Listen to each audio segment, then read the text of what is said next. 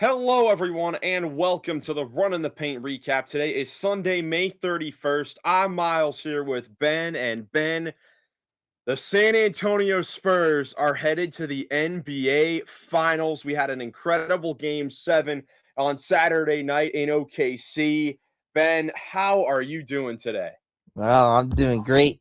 And look, I got a Wemby jersey in my collection, guys. Wemby Spurs jersey. Well, I think, when I wear a shirt or something like I did with Jared Allen or with Spurs today, turns out to be good luck in like a game 7. Look, that the Spurs won today. So, yeah, I can't believe the Spurs won. This is crazy. Yeah, we certainly have a lot to talk about here today. We do have some front office and coaching news that we'll get into a little bit later, but we're going to spend a lot of time talking about game 7 of the Western Conference Finals with the Spurs beating the Thunder 111 to 103 to knock off the defending champions, the favorite to win the title the entire season, best record in the NBA. They are gone. The Thunder are gone, and the Spurs are headed to the finals. Let's talk about this game, Ben. Once again, the Spurs got off to an incredible start. I think that they did an incredible job just across the board. What really stood out, from this game, at first was that the Spurs got great performances from basically everyone that played for them. Yeah, like all around, just a great team performance for them. Wemby this one, I mean, he had 22 points, it's a great play still, but I mean, to go like too crazy still in this one, yeah, just what helped were other guys stepping up, like Julian Champagny, I thought was phenomenal. 6 3 pointers, plus 16, 20 points. When he gets it going, that, tends to help them be more successful. And the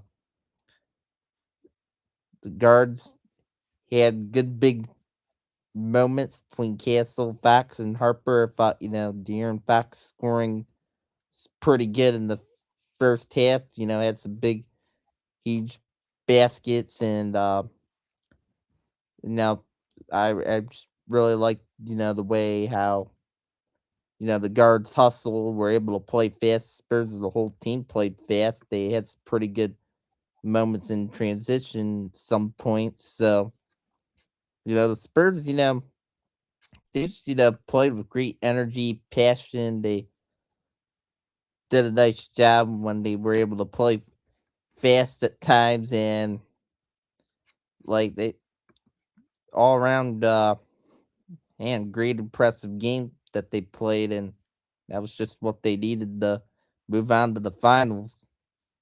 Yeah, it did not look like a team that was going into their first game 7. I mean, besides, as far as their main rotation, or at least their starting five, De'Aaron Fox played in one game 7 with the Kings against the Warriors that he lost. Outside of that, this is the first game 7 for most of the Spurs, and it did not look like that for them at all. And the Thunder, I mean, Oklahoma City, the city overall, tried everything they could. The blue out looked amazing. The fans were in it the whole way. Apparently, it was reported that people in Oklahoma City were outside of the Spurs hotel blasting music as the Spurs were trying to sleep to try to throw them off for this game, but that did not matter. San Antonio was not phased really at any point of this game. I'm just so impressed with what they were able to do and able to get this win on the road. With like you said, Ben, Wemby, he was good, had his big plays, had some big moments, but we've been used to when Wemby puts up only 22 points and 15 shots in this series. We're used to them dropping that game, but the Spurs guys certainly picked him up. Champagny was huge. De'Aaron Fox, want to give him a huge shout out for having a big time game. I thought that the shot making that he showed in this one was amazing. Castle, all around, and then Dylan Harper, who we continue to praise on this podcast. My goodness, this rookie point guard, game 7 of the conference finals, it really is incredible. The thing that I've been seeing go around, Ben, with Dylan Harper, it's like people that are, starting to watch this guy for the first time are trying to figure out how Rutgers didn't make the tournament last year when he was on the team, and now a year later he's making big shots to advance to the finals. It's unbelievable. Yeah, it is unbelievable, and yeah, I mean that Rutgers team was strange because he had like Ace Bailey with him on that team too. I just think like that team wasn't all that good defensively. They just didn't really have anyone that good on that Rutgers team outside of them. But now, I mean, Harper's just got a really good, complete team here on the Spurs. He's, contributed really well with it. And he's, developed impressively in his rookie year. So, I got to give him credit with how he's really developed this year and how he's bought in with what they're doing. And he plays hard. He's really fun to watch play, and I just really like the way that guy can play on both ends. So I mean, just yeah, him and even Stefan Castle, I really like the way those guys play and how they can, find ways to defend well too, even as smaller guards. Just impressive. Yeah, and it's just unbelievable that and that San Antonio is going to the NBA Finals, the first playoff run for all these guys, and Wembenyama is 22, Castle 21, Harper is what now 20? Like, are you kidding me? Like this is I mean, you'd expect that this isn't going to be the first time that this team is getting to this level, and this for them to do it the first year of them being in the playoffs, it really is just unbelievable. On the Thunder side of things, let's talk about Oklahoma City. Major props to Shea Gilgeous-Alexander, the MVP, who went out with his best. I mean, 35 points in 43 minutes, 9 assists, efficient from the field, from three, the free throw line. I mean, we'll talk about the Thunder, how they just didn't, because of the injuries to J Dub and AJ Mitchell and the Spurs defense, and then some other guys just not really playing well. Shea, it felt like had to do everything for the Thunder in this game. And we've talked about it heading into the game. Like, when are we going to see the MVP Shea appear in this series where he's being efficient, high scoring numbers? We got it in this game. Although it didn't result in a win, Shea went out with an MVP performance.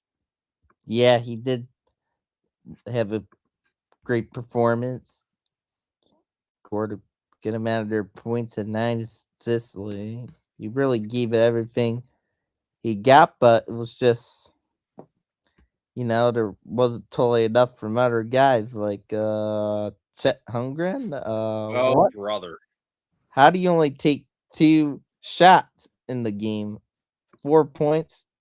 That's just brutal. I don't get how that happened. That just can absolutely not happen. That really didn't help him. Then I mean, Caruso and McKean had rough shooting games either. Like this time, like Caruso was more cooled off, back down to earth with the scoring in this game back at home.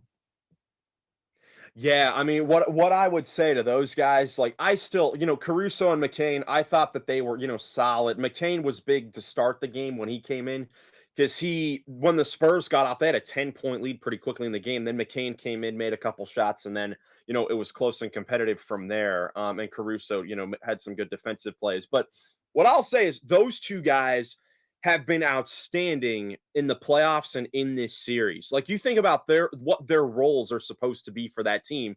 And for role players, Caruso is the defensive Swiss Army knife player that usually isn't asked to do a ton offensively. And McCain, someone that's, can be a streaky shooter, has had some big games before. But again, these guys have outplayed their expectations at multiple points throughout the playoffs with some big individual games multiple times earlier in the series and the entire playoffs.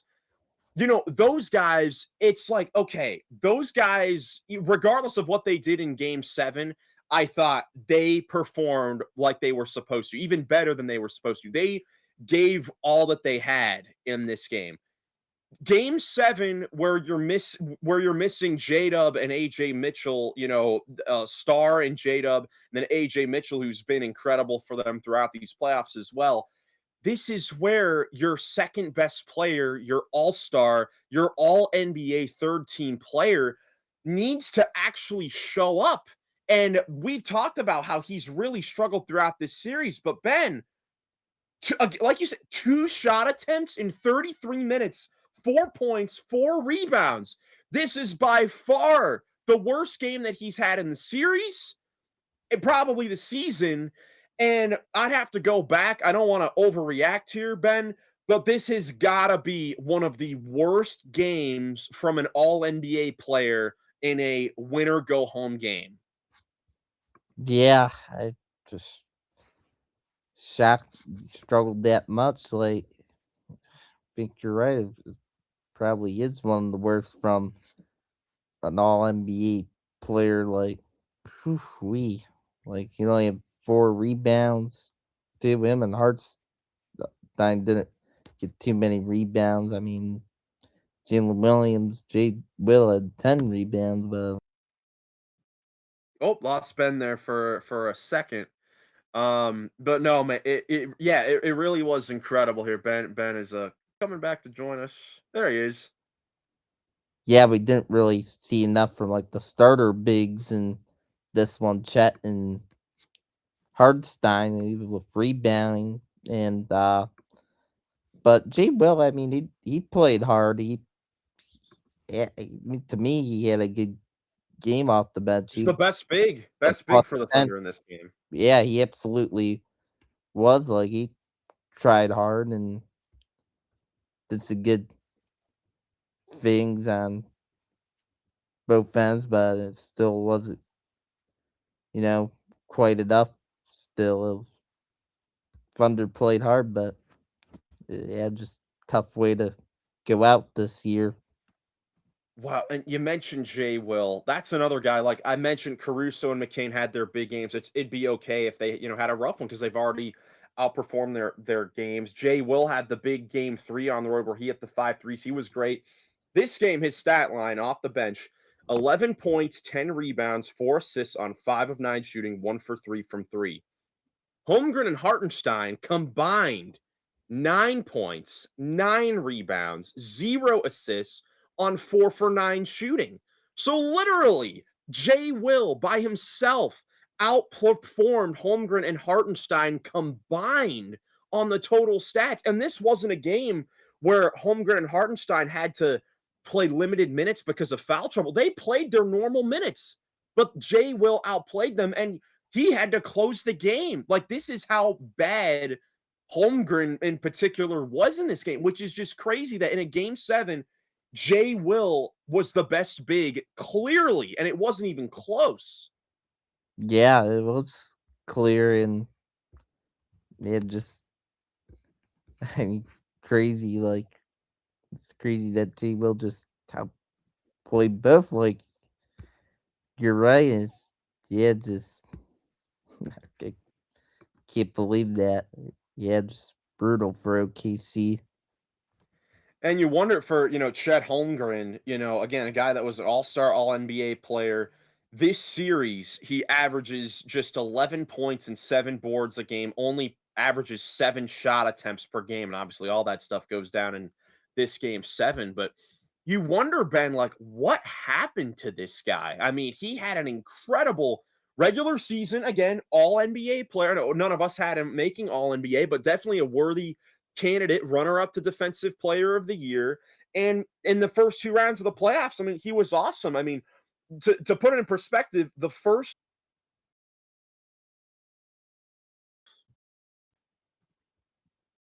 sorry about that, more technical difficulties on our end, but through the first 2 rounds of the playoffs, 8 games for Chet Holmgren, he only had 1 game where he didn't score 16 points or more in those 8 games. And in this series, he only scored over 14 points 1 time, and 16 was the low. Like it really is unbelievable. And the last season on the Thunder's championship run, Chet Holmgren had his on and off moments, but in the 2 game 7s that they had, he showed up and played pretty well. Like in their 32-point win against Denver last year in game 7. He had 13 points, 11 rebounds, plus 34 in the game.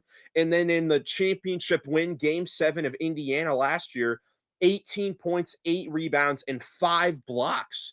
So this isn't a guy that normally shies away from the biggest moment. We saw him last year, but consistently in this series, he just really struggled, Ben. Do you think that this was intimidation of Victor Wembanyama factor and Wemby just succumbed to the pressure? I know a lot of people will say he was scared of Wemby. Like, do you think that's a legitimate point to make here with the way that Holmgren played in this series? Yeah, like Wemby did seem to outplay them. I don't know about scared, but can see why people bring it up because I mean Wemby was completely outplaying them. This game has outplayed them overall in the series. So yeah, it's just I would have liked to have seen some more motivation, more toughness from Chet throughout the series. But yeah, Yeah, no question about it. I think going back to the Spurs for a little bit, let's talk about the, stuff that happened in the fourth quarter of this game. And I think maybe, maybe the play of the game. We've talked about a lot of individual Spurs and what they did to play well. One of the guys that we didn't mention who only played 6 minutes in this game was Luke Cornett for the Spurs, the backup big that only plays those spare minutes when Wemby is on the bench. And in the fourth quarter, San Antonio's up by, a bit double digits, early in the fourth quarter. The Thunder, though, they were hanging around the whole time. They had an answer, it seemed like most of the time. They were making a comeback. And then midway through the fourth quarter, Victor Wembanyama picks up his 5th foul with, 7 minutes to go in the game. And I'm sure a lot of with no like challenges or anything like that. And the fouls that he committed were actual fouls. I'm sure most people and Spurs fans are like, oh my gosh, what are we going to do? Is Wemby going to be able to survive the rest of this game without fouling out? Well, Mitch Johnson, the head coach of the Spurs, made the decision to put in Luke Cornett for about a minute. Try to get Wemby a minute on the bench. Wemby's also been playing heavy minutes. And in that 1 minute, the Thunder had the ball. I want to say it was something like a 5-6 point game. It was a 2-possession game. And the Spurs turned the ball over.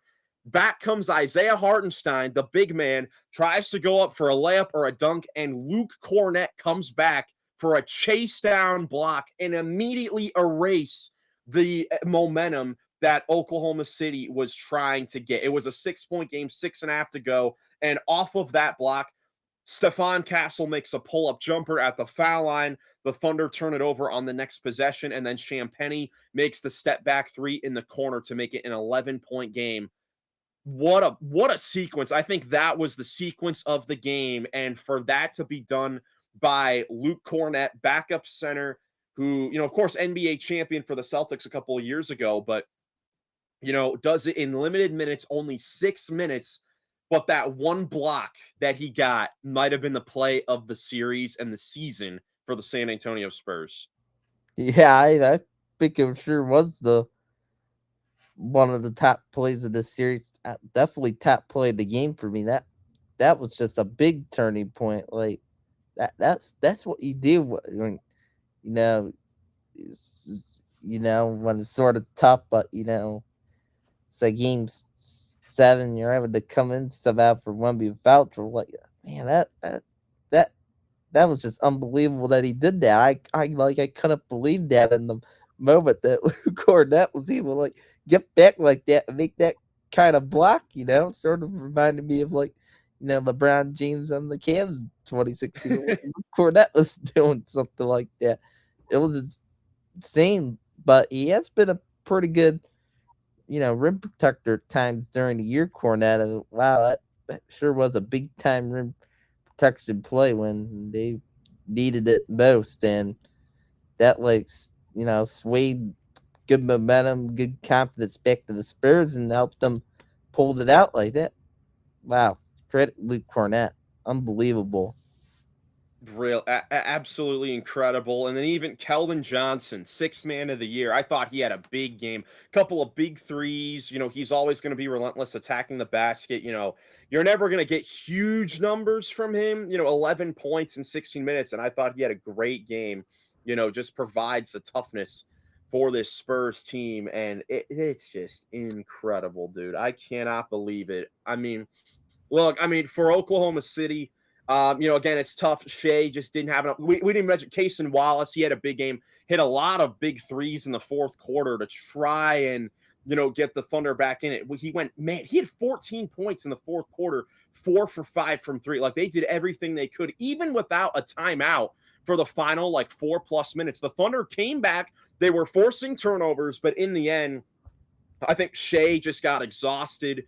The Thunder just didn't have the bodies to get it done. And, they're going to go the whole summer, probably rightfully so, thinking that, man, if we could have had AJ Mitchell and Jalen Williams and Chet Holmgren looking like half of himself out there, then we would have won this series and we might be NBA champions by the end of this. They could rightfully think that with what ended up happening. Yeah, they could, and just the injuries were just unfortunate. It was just such a tough year for Jalen Williams. Different injuries stuff popping up for him, missing like most games this year. So the Thunder just gotta hope they can get more back to normal health wise this off season, so that can help them hopefully stay healthy in next season. But yeah, definitely like you said before, a tough way to go out in front of the home crowd, who was phenomenal for you once again in this game. But they'll be back in contenders next year still, I expect. Yeah, regardless of what they do, and we'll get into talking about their off season. You'd expect them to come into next season as one of the top favorites to win the title next year. It's probably going to be the Thunder and the Spurs, and who knows whatever happens with the finals. Maybe the Knicks, are up there as well as the favorites. Of course, other teams returning, but OKC was the best team in the NBA during the regular season. I think probably all of us went through the regular season thinking that they're gonna repeat, thinking that they're gonna repeat. They have the back-to-back MVP, deepest rotation in the league, but ends up falling short. Let's talk about what's next for the Thunder. Obviously, this season ends in disappointment. Um, falling, obviously falling to a great team, but they don't even get to go back to the NBA finals after their incredible season last year. And now, they're going to have a lot of big decisions to make, this off season. Namely some of the big players that they have to make decisions are really the two, one of the key role players that they brought in to kind of finish this team in Isaiah Hartenstein, and also one of the heart and souls of their team in Lugwins Dort, who we mentioned before last podcast. He was garbage this series. He had another awful game in this game. But both of them have team options. Hartenstein, $28.5 million team option. Lou Dort, $18 million team option. Ben, what do you think the Thunder are going to do about those guys? Because the key thing is next season starts the first year of the major extensions for J-Dub and Chet Holmgren. So I'll go and look up their exact salaries, their exact pay raise, if you will, but they're both going to be making $41 million next year, when I would imagine they were both making around the $13 to $15 million range this year. Now you have Hartenstein and Dort, two big role players, but can you pay them when you're already paying Shea 41 million? Or can you pay that many guys? Yeah, it could possibly be difficult to pay that many guys, and it could lead to some difficult decision making potentially from Sam Presti and what to do with them. I mean, and I know Lou Doherty had a rough series, this Western Conference Finals, but it's still like one of the heart and souls of your team. He was, big just with how hard he played his character of helping rebuild the Thunder up to, this championship contending team now. So I'm sure they would love to have him back. But then Hardstein's been a nice big next to Chet and play good defense. They had some good toughness these last few years, and just you know before here, like Hardstein was getting paid 28 mil, Dort 18 mil. So, but now at the look new contract stuff with them, and yeah, it's sort of tough figuring out what they have to do, and it could be an interesting off season for the Thunder. I mean, if I were them, I mean, I think it would be more enticed than bringing back Lou Dort just because he's been like a heart and soul guy of your team. But then, like, if you don't bring back Hardstein, you're putting more reliance in the G Will that he can improve even more, especially passively on the defensive end, and then Chet, hopefully being Chet and finding a way to play consistently well. So yeah, then Giannis could be treated. Who knows? Sam Presti goes after him. I be cautious of that, but right after saw Thunder lose, people bring Giannis. Few people tweet about Giannis going there, but I don't know about that one. Yeah. If I had to pick between Dort or Hartenstein, I personally would rather keep Hartenstein because we saw in this series how important rebounding and the physicality is, especially if Chet Holmgren is going to just weaken up if he sees number one on the Spurs. I think that's so important to have a backup plan there. Especially considering Lou Dort. I mean, he also wasn't just bad in the playoffs. I mean, he had a career worst shooting season in the regular season, only averaged 8 points on 38% from the field and 34% from three. I just don't know if he's a guy that's worth bringing back to their team when they have plenty of other guys that are capable of starting. Like Caruso is definitely capable, although he's getting older. Cason Wallace obviously still there could be a mainstay. Jared McCain was a big pickup they made in the middle of the season, and even the Aaron Wiggins, Isaiah Joes of the world, would be interesting. And if they did go the route that I do potentially think they could go is maybe trading one of those guys for maybe more draft picks or a smaller contract that makes more sense to their team. Like that could be a route that they go in, but I definitely think that the role players for the Thunder are going to look a bit different. Especially with the pay raises for these players, like the official numbers. Chet Holmgren is going to go from making 13.5 million this year to 41 next year. J Dub from 6.5 million to 41 million. So that's a major, increase in pay with not a whole lot of guys that they'd be losing off of their team. Like they're going to immediately become a extremely expensive team. And obviously, OKC I think would be willing to do that because they were one of the two best teams in the NBA in the regular season and one of the favorites to win the title. But it's kind of the question that we had with the Boston Celtics after last year. Like, can you pay all these guys this much money going forward? Like, I think that is a major question with this team. So I think that is for sure what we're going to watch for here. But Ben, you mentioned, the other route that they could go on. You mentioned the Giannis's of the world. There are going to be other stars on the market. Kawhi Leonard's name's been brought up. There's been random Jaylen Brown rumors. Just star names that are out there on the market. And over the years, we've said, dude, if OKC wanted to go for that route, they could absolutely do it because they have so many draft picks and they have young players that could thrive on other teams. So, Ben, if you were Sam Presti in Oklahoma City heading into next year, would you run it back with the same team, or and make minor adjustments to fix the money, or going to bring another superstar to OKC? What would you do, and what do you think will happen, or are those the same thing?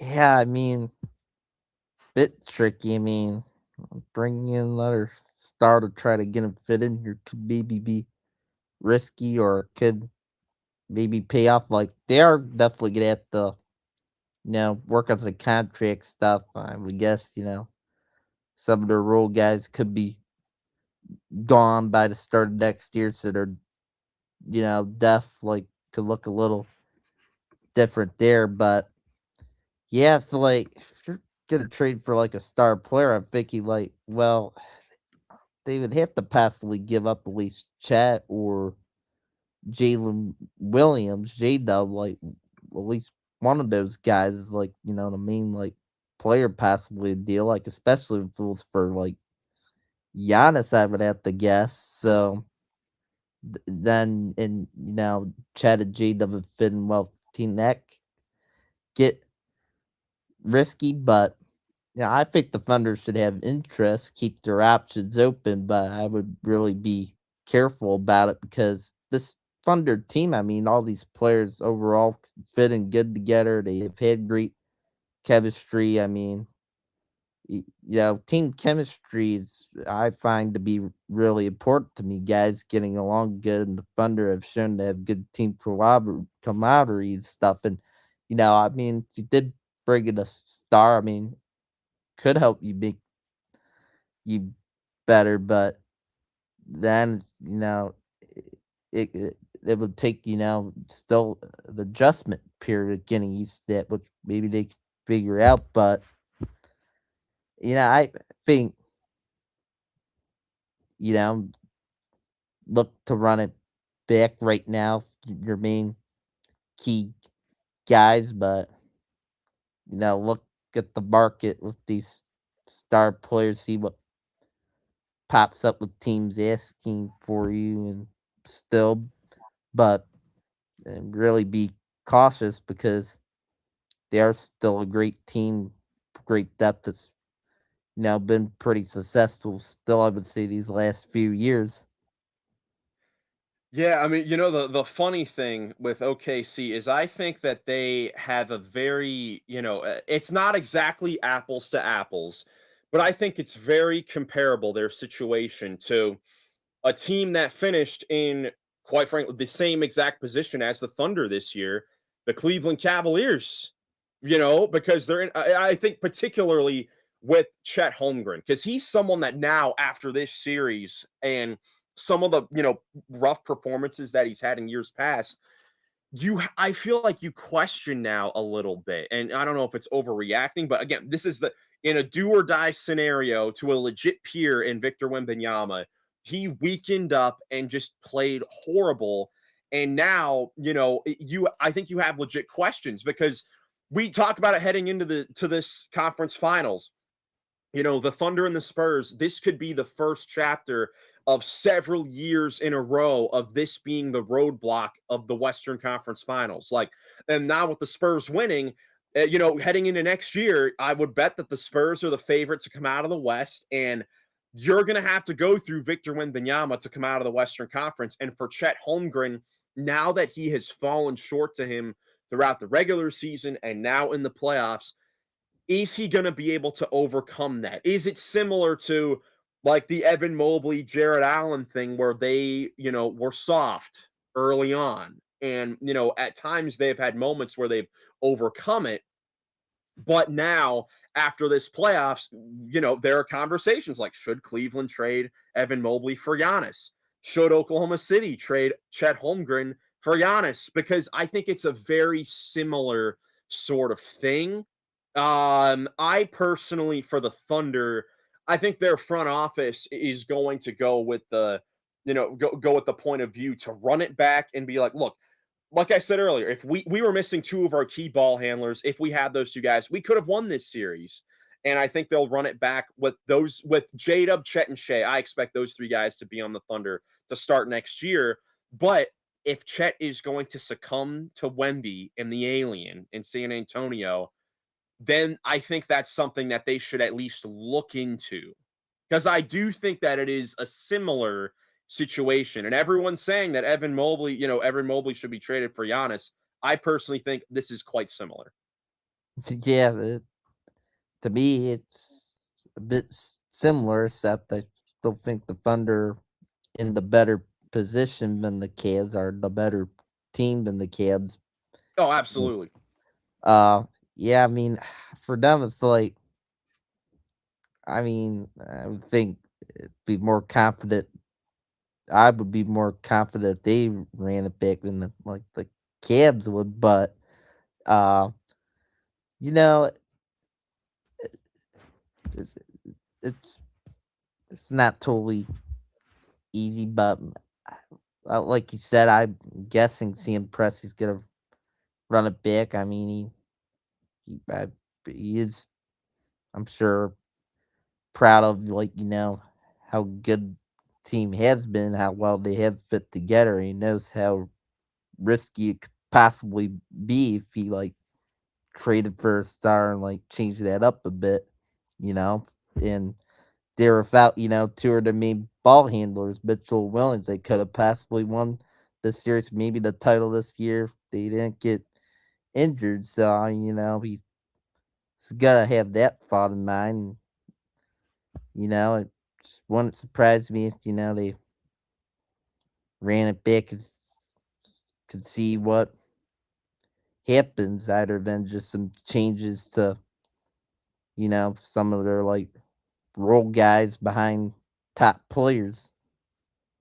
Yep. Yeah, absolutely. For Oklahoma City, overall, it's just tough because you can't really say for these teams, I've asked you the question for all these teams as they get eliminated. Do you think they had a successful season? Would you consider this season a success for them, being the best team in the NBA, 64 wins, but falling in the conference finals to the Spurs in 7 games without your two guys? Like because they didn't win the title, I feel like you have to say it wasn't a success for them. But I also think they lost to a great team and a great player, and they were missing two great important players for them. Yeah, I think it was a successful year since I mean they lost a few ball handlers who mentioned was hurt, but still, I mean they at least went to 7 against Spurs, gave a good fight, had had a chance, and it was I would say phenomenal because they didn't win the title, but not definitely not.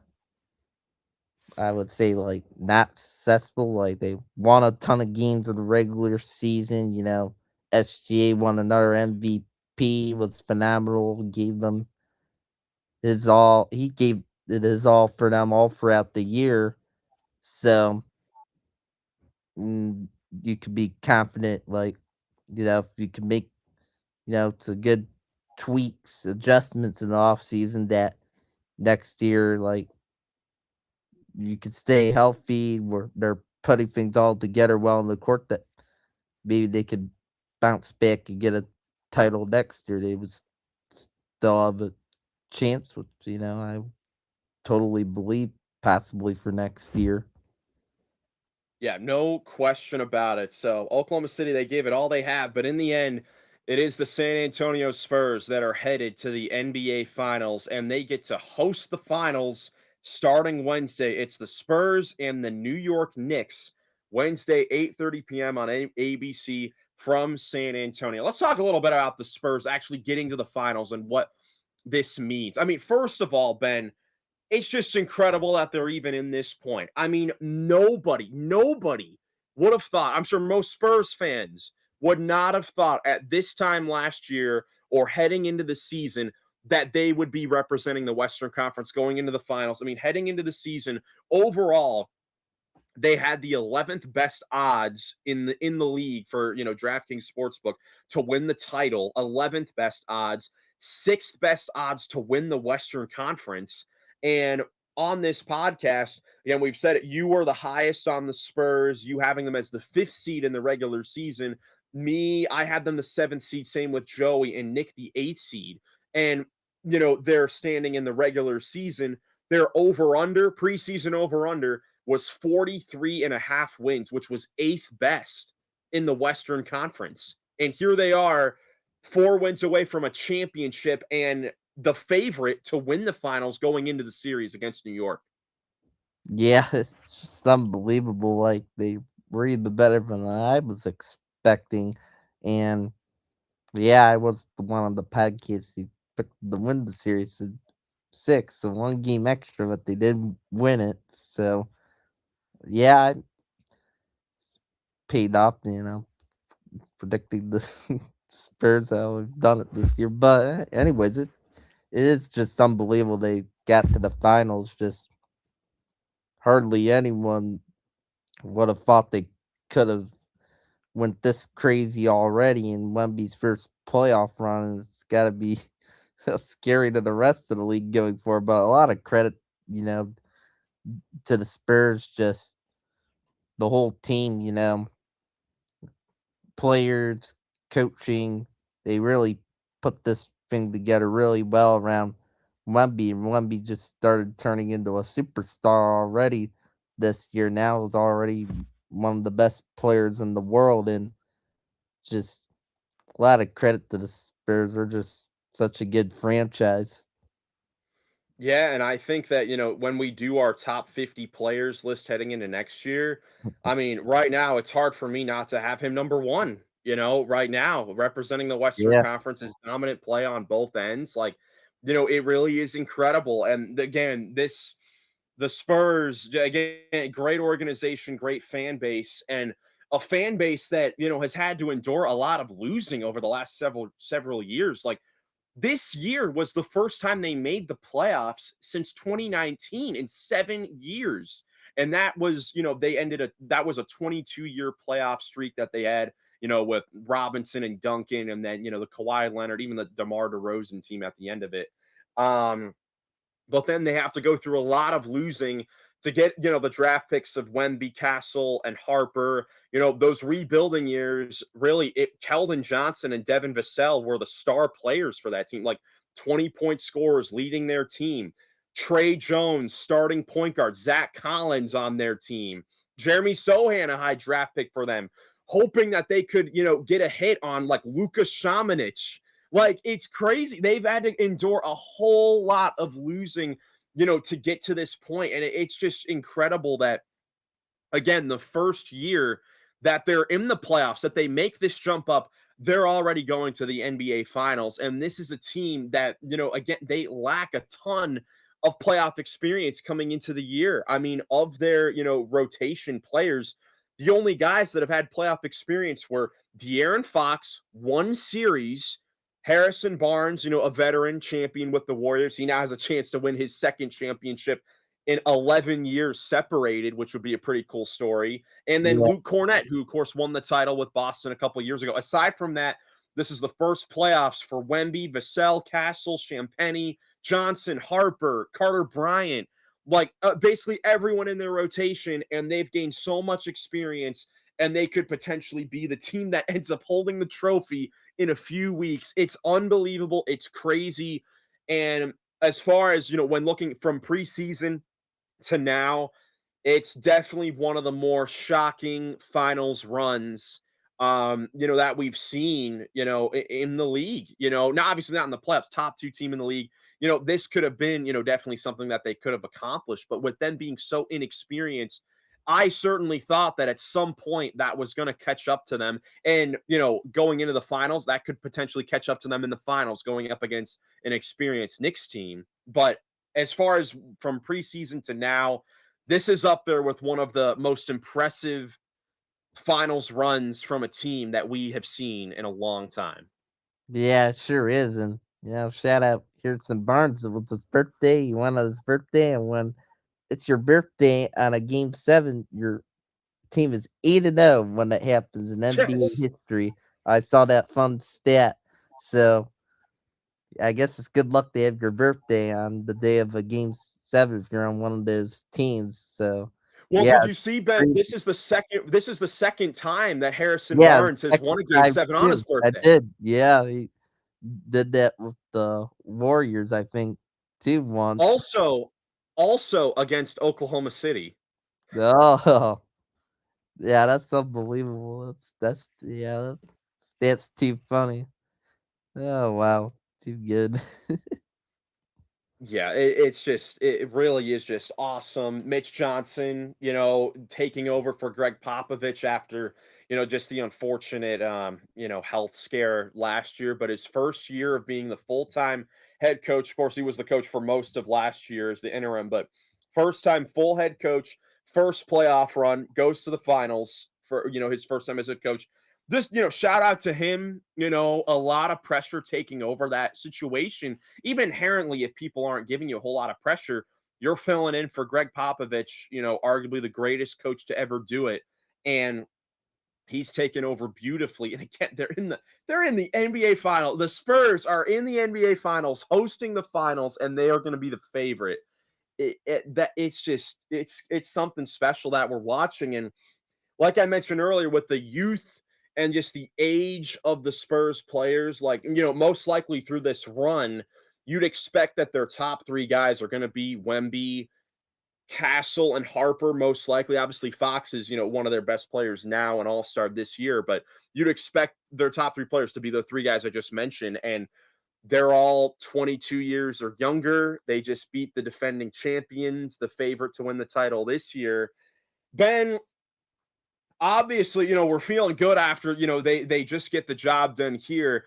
Just for fun question for you. Let's make a prediction for the next several years. Let's have some fun on this and we can look back on this and see how correct we were. Okay. Over the next, let's say, I don't know, what number do we want to put? Let's say over the next 5 years. How many finals do you think the Spurs will be in over the next 5 years? We don't have much, obviously, much to go off of, except that the Spurs have, arguably the best player in the world already, and they just did this in year one. How many do you think they can make over the next 5 years? This included. We'll say this included. So this plus the next 5 years out of 6 years. Wow. Man, I mean, I'll go 4 right now. Wow. I mean, it could be even more of that. Who knows what might be, but I feel like 4 is a good estimate. I wouldn't be surprised they at least made 4, but yeah, it's looking like they potentially could be starting a dynasty with this team if they keep this up. Like this is unreal. Like first playoff run, like too with these like young key guys they have on this team. A lot of credit for what they've done. Really impressive how they've seemed to figure out things. Not too long playoff basketball. Great. Yeah, I'll go with 3 on that. 3 out of the next 6 years, that I think the Spurs will make the finals, just because it's super tough. Injuries can always be a factor, on a team's run. And for the fact that, like what you just said about the Spurs, I think that could definitely be true with how young all these guys are and that they have Wemby and all that. But I feel like, I feel like, the same thing it was said about the Thunder after last year, maybe about the Celtics, the Nuggets. Like this has been said about so many different teams. And for another year in a row here, well, this is the 8th straight year we're going to have a different champion. And we've never had a team make the finals in back-to-back years. This could certainly be the change of that. That could certainly be the case. But just because I feel like we've been saying that every year and then we get proven wrong, like immediately the next year, I'll say 3 years. They'll make it every other year. But Yeah. regardless, this team is definitely special and still another 4 games to go. The Knicks and the Spurs in the 2026 NBA Finals on Tuesday's podcast. That will be where we fully dive into the series, give our predictions, preview what it means for both teams and, the X's and O's and that sort of thing. For now, we'll just bask in the glory of the fact that we get that the Spurs are in the finals, the Knicks in the finals. Unfortunately for the Thunder, that they don't that their dreams of repeating come to an end pretty quickly. But it's just going to be awesome. I guess first of all, Ben, before we move on to our other, bit of headlines here, What are your initial impressions of Knicks Spurs? I think this is the matchup we said on the podcast last time that this is the matchup that we wanted to see because of all the storylines that could be made of this. So, what are your thoughts initially now that we know that it is official that it will be a rematch of the 1999 finals between New York and San Antonio?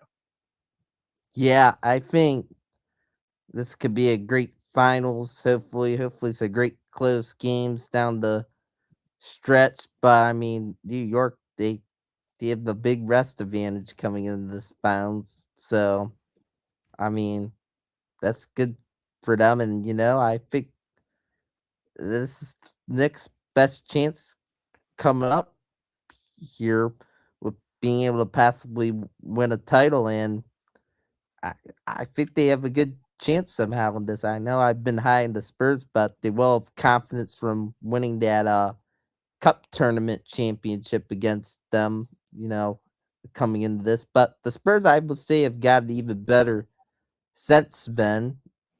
And this series could go back and forth. I mean, tough already thinking about a winner, but I will have something come up with for Yes. the next pod. But yeah, I think Wemby's aggressive. He's attacking the hoop really well, as we've emphasized in the Thunder series. And the Spurs could have a good shot. They have the home court advantage, which helps. But I mean, I can't wait for Wemby and MSG in this finals. Like such a good storyline. Thinking about it, that's gonna be such good hoops. And I mean, these fan bases too are phenomenal. They're gonna be going crazy at both places. Like talking about it more, I mean, we could be in for a great historic finals potentially. And I hope we could get multiple close games down to the wire. Yeah, it's going to be incredible. Like you said, the Spurs having the home court advantage, the Knicks having all the rest after they've been the best team in the playoffs with their dominance. They've won 11 straight games. It's almost sometimes you almost forget that they're still playing because they haven't played in so long. But, with the two sweeps of Cleveland and Philly in the first round win against Atlanta, I mean, they haven't lost since they, switched up their offense with going to Towns more as their point center. And this certainly has the makings of being an instant classic finals and potentially being one of the all-time greats. But we'll see again. We'll preview, predict all that good stuff on Tuesday's podcast, where hopefully we'll have the full crew to give our full breakdown between the Knicks and the Spurs. Incredible that after all this time, it's down to these two teams, the one of the co-favorites to get out of the Eastern Conference, and then a team that we would have been, saying it was successful if they just made the playoffs, and now they get to host the finals. Absolutely awesome that we're finally here. But we do have some other headlines to talk about around the NBA that actually relates to the Spurs a little bit. It was announced that Spurs associate or assistant head coach Sean Sweeney is agreed to become the next head coach of the Orlando Magic. Sean Sweeney has been the lead assistant for San Antonio this year. I guess the head associate. But really, he spent the most time with the Dallas Mavericks when they had Luka Doncic for several years. Was one of the defensive coordinators on the Mavs team that made the NBA Finals in 2024. An assistant for Detroit, Milwaukee, Brooklyn. He's been an assistant for a long time, and now he's going to be going to the Orlando Magic, who, in the Eastern Conference, they've jumped up, have made the playoffs each of the last 3 years, but no playoff series victories. Of course, this year had the 3-1 lead to the number one seeded Pistons, but then blew the 3-1 lead. And I think we've said multiple times they were the most disappointing team in the league this season. So, Ben, what do you think about the hire for Orlando getting Sean Sweeney, who's going to be a first-time head coach and going to a team that is going to be under pressure in the East next year that needs to win a playoff series coming up next year? Yeah, this was interesting hire. I was surprised by it at first because I thought most likely they were gonna hire Billy Donovan, but no, they went Sean Sweeney, the young, upcoming assistant who has coached for a while as an NBA assistant. And yeah, this year with the Spurs, he did a really good job, as the lead assistant to Mitch Johnson, especially, and he helped, run their defense to be pretty well. Wemby's the centerpiece of that, of course, and just I really like this hire by Orlando. I think it was the right hire, and that's he must have really impressed when interviewing with the team. And I think this guy seems to have the right mentality for a coach, possibly, and I believe he could bring a great culture that hopefully these Magic players could buy into with him. I did see Jalen Suggs was hyped about the hire on Twitter, so it could be a good match there if they keep Jalen Suggs for next year. But yeah, this is intriguing. I, I think this is exciting for Orlando. I think he can do some pretty good stuff defensively there. He's got some pretty good defensive players he could work with, and curious to see if the offense, could finally get any better under him there. I will be definitely curious with that, but there's some hope. Hopefully they can fix it, but that end will definitely be important for them if they want to make more of a jump in the Eastern Conference. Yeah, of course, offense is the biggest question with the Orlando Magic. Sean Sweeney got the job over Billy Donovan. Like you said, he was one of the finalists, and also Jeff Van Gundy, who we mentioned for the Blazers job. Those guys were the finalists for the Magic job. Just want to say, either way, the storylines would have been cool if Billy Donovan went back to Orlando, went to Orlando, where he had taken the previous job, or he had accepted the job back in like 2008 or whatever with the Dwight Howard Magic, but then went back to Florida and gave the job position to Stan Van Gundy, Jeff's brother. So how cool that have been if, I wonder if Uh, that's ever happened where yeah. two brothers coach the same team. That would have been too funny if Jeff Gundy was hired there. But I think they made the right choice, but it would have been just crazy with their family. Two being Gundys. Joey would have went crazy if they hired him. Yes, he would have. But in the end, Sweeney got it. According to, Shams Charania, he blew Orlando away during his interview process, during meetings, over this last week. And now, he's going to, coach this team. And of course, my biggest concern heading into, this position with a guy like Sean Sweeney was, you mentioned before, Ben, Sean Sweeney is known for his defense, just the job that he's done on the defensive end with Dallas and San Antonio, even, Milwaukee with Giannis a little bit. But this is an Orlando team that I don't think needs that much help on the defensive end. Like, they took a bit of a step back this past season, but they have defensive personnel. The problem for their team was the basic offense that Jamal Mosley was running, or maybe lack thereof. I didn't feel like he was running much of an offense.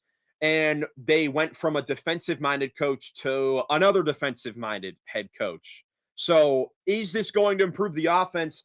We'll see. I mean, something that has helped is he has earned a reputation as one of the best X's and O's minds among the league's assistant coaches. So we'll see if the offense translates to this new team. I mean, it feels like anything would be better than what it was with Jamal Mosley.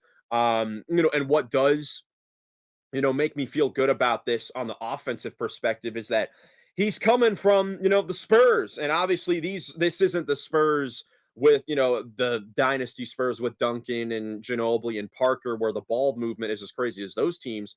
But they move the ball incredibly well in San Antonio. They play incredibly as a team. I mean, the culture is incredible in San Antonio. It still is, with the ball movement.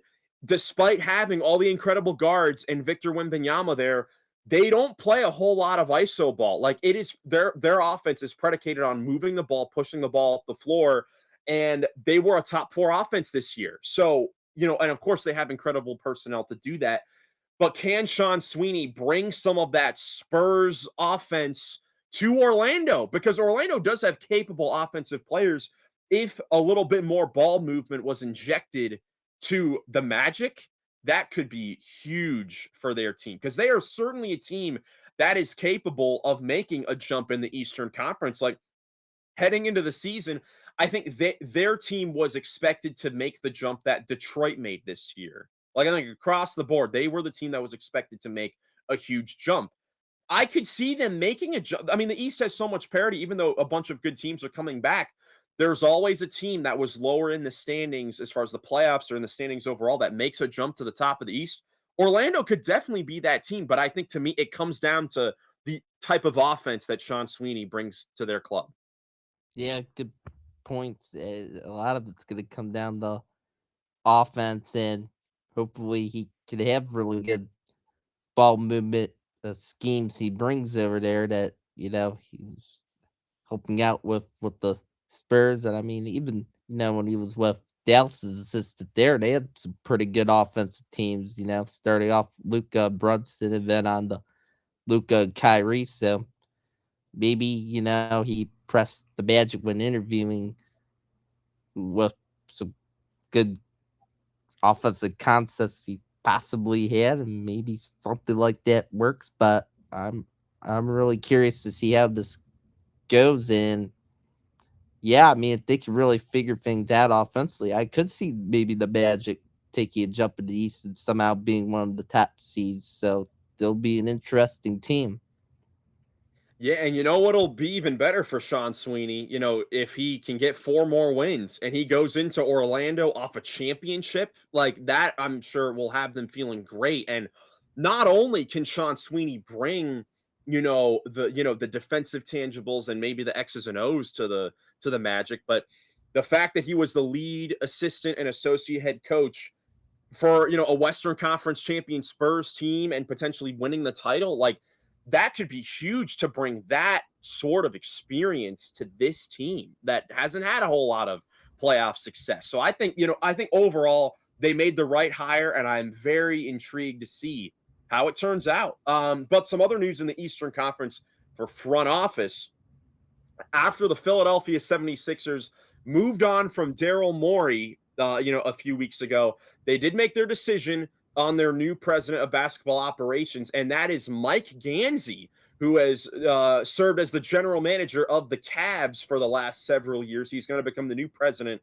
of basketball operations for the 76ers. Gansey has been with the Cavs since 2011, has risen up the front office ranks, even being the GM of their G League team, the Cleveland Charge, for a little bit, moving up to be the lead GM along there with Kobe Altman, the president of basketball operations on their team, but has helped build the Cavs into being an Eastern Conference contender, has built, a strong team there in the Eastern Conference, and now will look to do the same thing with the 76ers. Ben, what did you think about this news of the Sixers hiring Mike Gansey?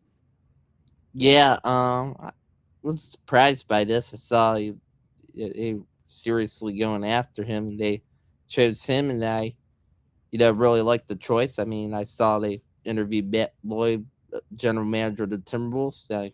Could have been a good choice too, but you know, hiring one of those two, either one would have been nice, and they chose Gansey of the Cavs. And yeah, congrats to Mike Gansey. Northeast Ohio native really rose up the ranks of the Cavs, and now takes another big step forward. Not with the Cavs, but it's a big job on another team, the 76ers, and it's a great moment for him. And I believe this is definitely an upgrade over Daryl Morley for them. So, yeah, I think he did know, mostly good things with moves for helping building up the Cavs with Kobe Altman, and excited to see what he can bring now. The main decision maker with their basketball operations stuff in Philadelphia, and how he could help build Philadelphia the more of a winner.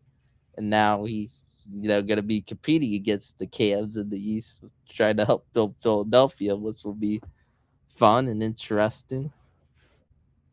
Yeah, yeah, absolutely. Before I'll give my thoughts on Mike Gansey. Daryl Morey. I know we gave a whole soliloquy on what happened with Daryl Morey when the news came out that they were moving on from him.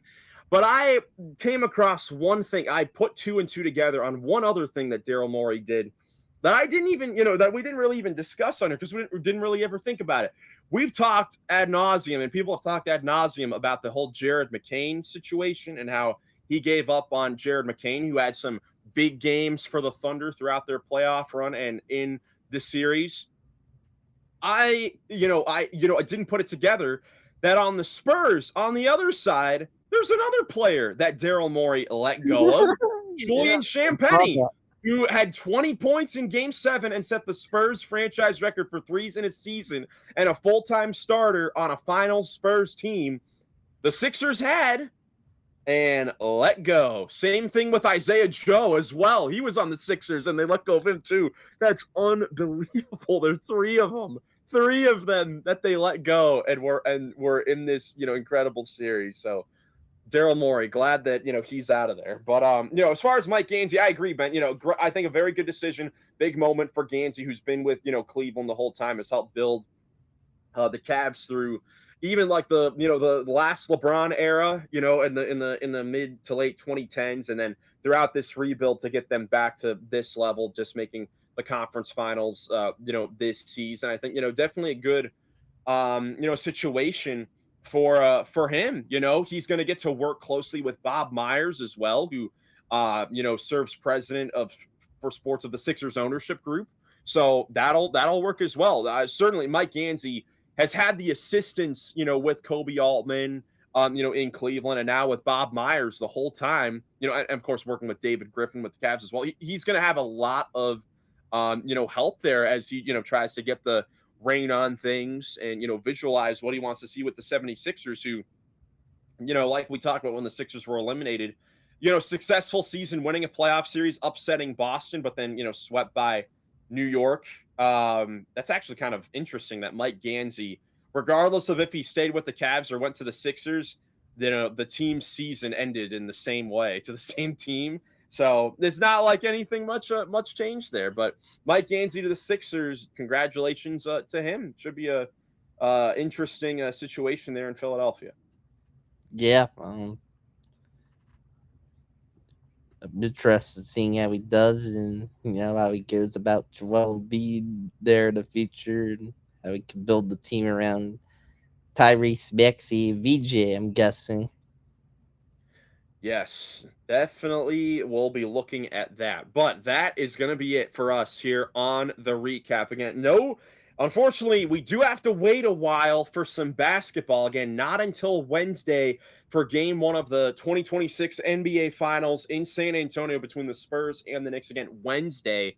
So on Tuesday, we will be back here on the podcast to preview and predict the finals. So make sure you stay tuned for that. Cannot wait to hear to hear everyone's thoughts about what could potentially happen over the next few weeks. But for now, that is going to be it for us. Ben, you have anything else before we get out of here?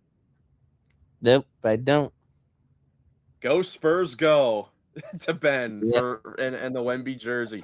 Guys, thank you so much for watching. Hope you enjoyed. If you did, leave a like, subscribe for more NBA playoff content. Hope you have a great rest of your day, and we will catch you in the next one.